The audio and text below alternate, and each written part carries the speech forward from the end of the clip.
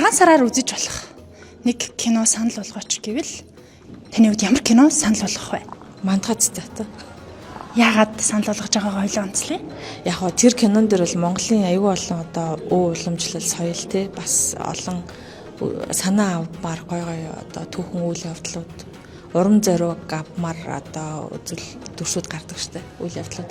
Яг гоо Мандха цитат ингээд зохиол номын бол би уншижсэн л та. Тэгээ номноосоо баг зэрэг өөрчилсөн хүмүүст нөгөө нэг түүхэн иргэн санах бас ямар болсон иргэн блээ тий. За тэгээд ямар үнэт зүйлтэй лээ гэдгийг иргэн санах гоё ийм одоо акшнгуудыг тэр киноноос хардаг байхгүй. Тэгэхээр тэр их гоё кино. Дээрэс нь эмэгтэй хүн бас их төрийн оролцоог их сайн харуулдаг л та. Ер нь бол зэрэг нэмхийн өмнө бол хизээч үтсэн, хідэж үтсэн уйддгүү кино байдаг. Ер нь бол үнэхээр сонгодог кино л та. За тэгээд бас тунгалаг тамир байна тий. Гард магна. Уул наадмаар хүмүүс үздэг юм билээ. Гэхдээ гард магна их гоё юм билээ дээ.